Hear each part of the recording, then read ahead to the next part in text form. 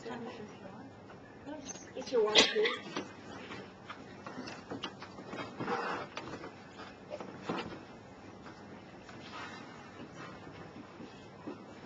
Thank you. I would like to express my heartfelt gratitude for having been invited by International Campaign Women's Rights in Iran, UK. Today, I will tell you a little bit about my life. I was born in a Muslim family in a small town called Maryam in what then was East Pakistan.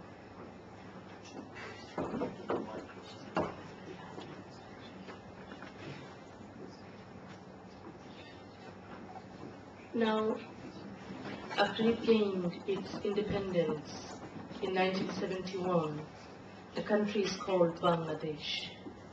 Bangladesh, where I was born, is a nation of more than 140 million people, one of the most populous countries in the world. It's a country where 70% of the people live below the poverty line, where more than half the population cannot read and write, a country where there is insufficient health care and where infant mortality is high. Nearly 40 million women have no access to education, nor do they have the possibility of becoming independent. In my country, my childhood was not much different from that of other girls of my generation. Like other girls of a middle-class family, I was sent to a school. Girls frequently dropped out of school when they were 15 or 16, ages at which they often were given into marriage by their parents. Few girls had a chance to continue their studies, for after an arranged marriage, they were not allowed to continue studying in school or college or university, nor could they take a job. They became totally dependent upon their husbands, in other words. It was usual for us children in the early morning to read the Quran in Arabic. And like all other children in Bangladesh, I did this. But I found myself asking questions. I wanted to know what I was reading, what the meaning of the Quranic verses was. Our language is Bengali, not Arabic, and it was impossible to know the meaning of the verses that we read. We just read, that's all. When I asked my mother to tell me the meaning of what I was reading, she explained that the meaning is not important, that what is important is that Allah will be happy that I am reading the Quran in its original language. When I was 14, however, I found a book that translated the Quran into Bengali. To my surprise, I found Allah saying that men are superior, that women are inferior. Man can have 4 wives. Men can divorce their wives any time they want. Men are allowed to beat women. I found that Islam does not consider women a separate human being. Man was the original creation and womankind was created secondarily for the pleasure of men. Islam considers a woman as a slave or sexual object, nothing more. Women's role is to stay at home and to obey her husband, for this is her religious duty. Women are considered weak, so they should be taken care of. Their body and mind, their desire and wishes, their rights and freedom must be controlled by men. Islam treats women intellectually, morally, and physically inferior. In marriage, Islam protects the rights of men and men only. Once the marriage is consummated, women have no rights whatsoever in this field. The Quran gave total freedom to men, saying, "Your women are as your field, go unto them as you will." Women are told to run to their husbands wherever they are, whatever they do. It is their duty. The Hadith says that 2 prayers that never reach the heavens are, number 1, those of the escaping slaves, and number 2, those of the reluctant women who frustrate their husbands at night. Islam considers women psychologically inferior. Women's testimony is not allowed in cases of marriage, divorce, and hudud. Hudud are the punishment of Islamic law for adultery, fornication, adultery against a married person, apostasy, theft, robbery, and so forth. If any woman is raped, she has to produce 4 male witnesses to the court. If she can't, there is no charge against the rapist. In Islamic law, the testimony of 2 women is worth that of 1 man. In the case in which a man suspects his wife of adultery or denies the legitimacy of the offspring, his testimony is worth that of 4 witnesses. A woman does not have the right to charge her husband in a similar manner. Women are not allowed to inherit the property equally with their brothers. In the case of inheritance, Allah says, a male shall inherit twice as much as a female. And after all the rights and freedom, after getting all the sexual pleasure and pleasure of being the master, Allah will reward the men with wine, food, and 72 virgins in paradise, including their wives of the earth. And what is the reward for the pious woman? Nothing. Nothing but the same old husband, the same man who caused her suffering while they were on earth. It became clear to me that men had written the Quran for their own interest, for their own comfort, for their own fun. So I stopped believing in Islam. When I studied other religions, I found they too oppressed women. My father, a physician, had a scientific outlook, but was very domineering. He did not allow me the freedom to play, to go outside whenever I want, to meet friends, to go to the cinema or theater, or to read any book that was not in a syllabus. He wanted me to earn a medical degree so he could say that one of his children followed his path. On the one hand, he wanted me to be independent, but on the other hand, he wanted to find a good match for me, inasmuch as educated men often desire an educated wife. As I grew up, I kept observing the condition of women in our society. My mother, for example, was a perfect example of a woman oppressed. She had been given into marriage when she was a child. She was a good student in school, but she was not allowed to continue her studies. My grandfather and my father did not want her to study, for what they wanted was for her to be a good housewife, a good mother, a good caretaker. In our house, I grew up with much fear, having to keep inside my heart all my desire for freedom and curiosity for the outside world. Growing up, I naturally had the belief that girls surely must be inferior to boys, for boys could play in a big field, whereas girls had to play with the dolls in a corner of the house. My brothers could go anywhere they wanted, could watch any games, could play anything they wanted to play. I couldn't. My sister could not.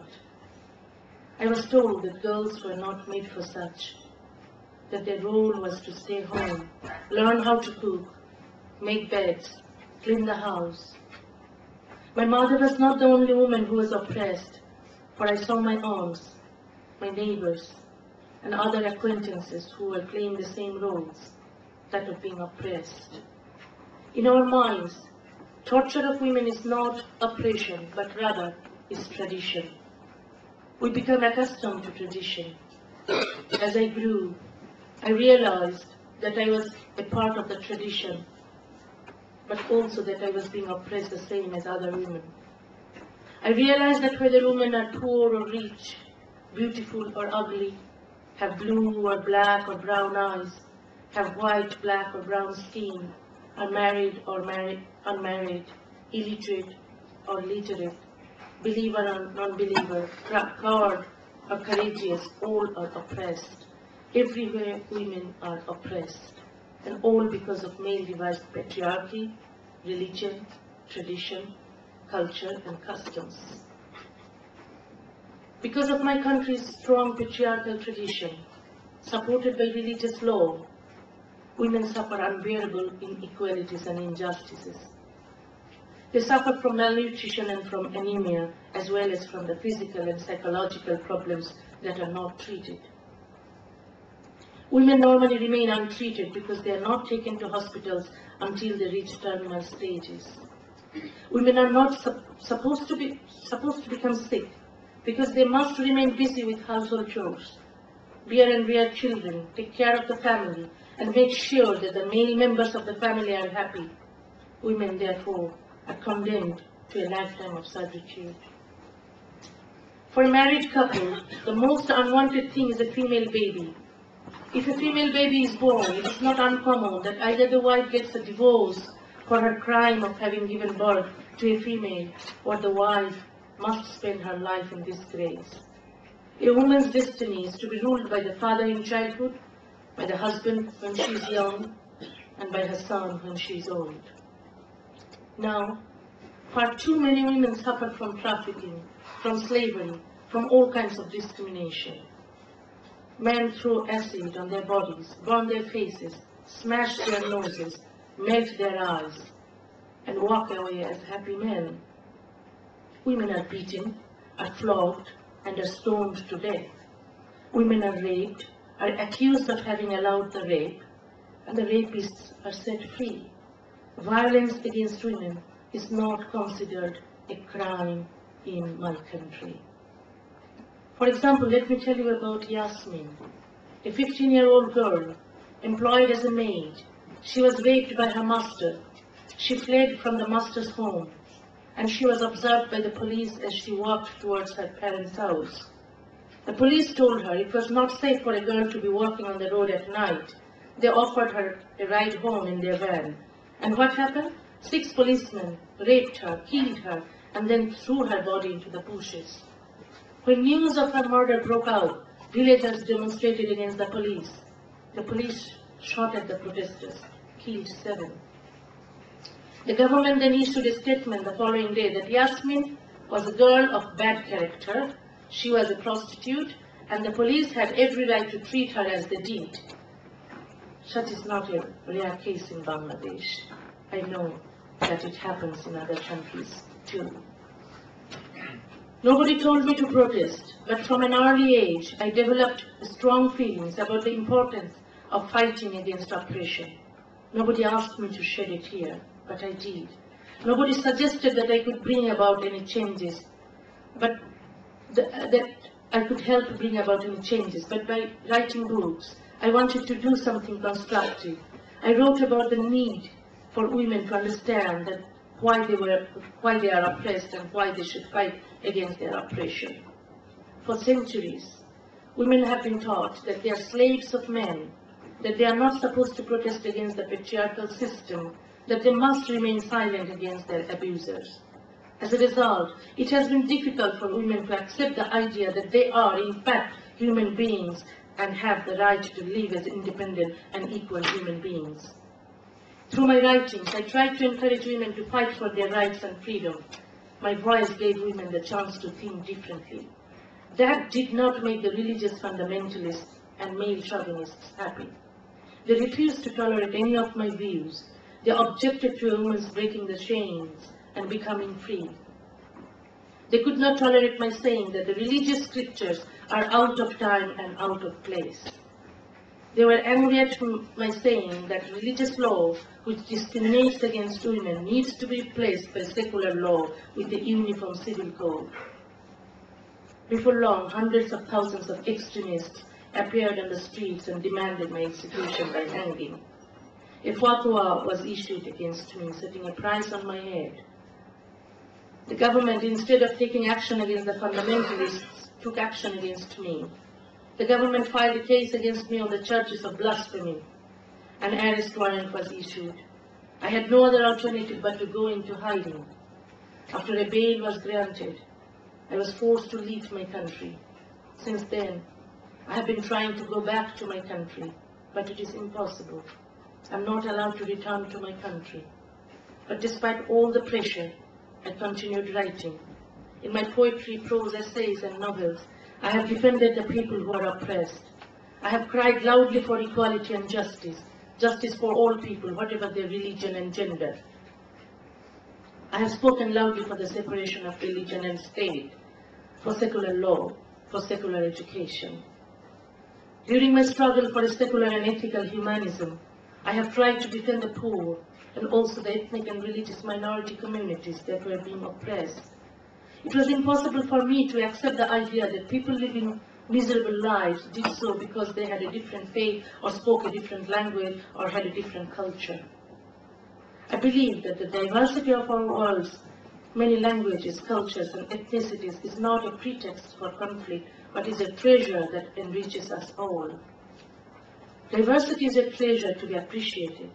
There is no superior, no inferior culture in this world, only various cultural patterns that make up our beautiful multicolored mosaic. But humans should not allow oppression in the name of religion or culture. Humans should not allow torture such as female genital mutilations. Humans should not allow barbarism, humiliation, inequality, or injustice in the name of culture. Culture should not be and must not be used against humanity. Because of blind faith in religion, humans are suffering bloodshed, hatred, ignorance, illiteracy, injustices, and poverty. But if we on earth sincerely wanted to replace injustice with justice, we could eliminate all the problems of humanity which are caused by religion. Both the Judeo-Christian Bible and the Quran clearly accept and condone slavery. Jesus explicitly tells slaves to accept their roles and obey their masters. No one in this world today would defend chattel slavery in any public forum or allow it under any legal code. Neither fundamentalist Christians nor Orthodox Jews talk about animal sacrifice or slavery. In those countries in which Sharia or Islamic law exists, where stoning for adultery and amputation for stealing are legalized, no legitimization of slavery is ever mentioned. Polygamy and use of concubines are clearly accepted in the Old Testament, but nowhere in the Judeo-Christian world are either of these practices legalized. Thus, insistence upon continuing those practices that denigrate, oppress, and suppress women under the guise of scriptural reference is a hoax. Such practices could and should be delegitimized, just as chattel slavery has been delegitimized. I have been writing against all kinds of physical and sexual violence, religious terrorism, and patriarchal discrimination against women. Meanwhile, I do have a dream. I dream of a beautiful world where no woman will be oppressed, will not be a victim of trafficking, acid throwing, rape, and sexual assault. I dream of a world where human beings will respect each other, a respect that would not give way to war, bloodshed, or violence. I have been writing to make my dream come true, an ethical world in which humanity will flourish with humans full of love, not with humans full of hatred. My pain is my weapon in such a fight for a secular humanism, but the religionists have come to kill me with their swords. They have burned my books, sued my publishers for publishing my books, and attacked the bookshops where my books are kept. My freedom of expression has constantly been violated by governmental authority. I have written 29 books, 5 of which are banned by the government of Bangladesh. Additional cases have been filed against me to ban my other books. One Bangladesh court sentenced me to 1 year in prison for what I have written. In recent years, the government banned all 4 books of my autobiographical memoir. In my memoir, What I have written is not just my life story. It is the same story that thousands of women know about. How women live in a patriarchal society that has hundreds of traditions that allow them to suffer. I have looked back into my childhood days and described the life of being a female child. I have told how I was brought up and have explained that I had privileges that many others didn't have. I was able to study and become a medical doctor, something that thousands of girls cannot even dream about. I wanted to show where and how I grew up and what made me think differently, what made me do things differently. It is important to give other women some inspiration to revolt against the oppressive system that I grew up under and which still continues for them. I told the truth. I expressed everything that happened in my life. Normally it is taboo to reveal rape or attempted rape by male members of one's family. Girls shut their mouth because they are terribly ashamed. But I did not shut my mouth. I did not care what people would say to me or to my family. I know well that many women feel that I am telling their untold stories too. We, the victims, should shout loudly. We need to be heard. We must protest loudly and demand our freedom and rights. We must refuse to be shackled, chained, beaten and threatened. If women do not fight to stop being oppressed by a shameful, patriarchal and oppressive religious system, then shame on women. Shame on us for not protesting, for not fighting, for allowing a system to continue that will affect our children as well as our children's children. My story is not a unique one. My experiences, unfortunately, have been shared by millions of fellow sufferers. In my books, I cried for myself. I also cried for all the others who have not been able to enjoy the productive life of which they are capable and which they most assuredly deserve. We who are women no longer must remain solitary, crying softly in lonely places. I do not cry alone anymore, and because of that I have been suffering. I was thrown out of my own country. Instead of being able to live in the area of the world in which I was born and brought up, I was given the alternative of living in the West, where I was forced to feel like an outsider. I am, in other words, a stranger in my own country, and a stranger in the West where I was living, and a stranger in India where I am now living. Where can I go? Nowhere. Exile for me is a bus stop, one where I am waiting for a bus to go home. Now I have been waiting in exile for more than 12 years. Still, I do not feel that any home is my home, any country my country. Mine is a hopeless, helpless feeling. Sometimes I ask myself, is this true? Do I really have no home? One part of me says yes. Another, however, says it's not true. I do have a home. My home is love. The love I receive from women all over the world. That's my home. The love I receive from rationalists, freethinkers, secularists, and humanists is my home. The love I receive from you, that's my home. I regret nothing that I have done or for what I have ever written. Come what may, I will continue my fight against all the extremist, fundamentalist, intolerant forces without any compromise until my death. Today is International Women's Day. Today, I know many women are being beaten, raped, and murdered as I speak. Today, I know many girls are being abused. Today, I know many women died because of not having food or drinking water or the treatment for their diseases. The challenge is to educate the world's people about women's rights as human rights. Not only 8th of March, not only one day in 365 days, the challenge is to make every day of the year a Women's Day.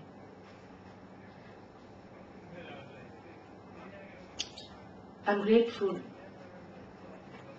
for the sympathy, support and solidarity that you have shown to me. This support has made me all the more committed and all the more determined to my cause.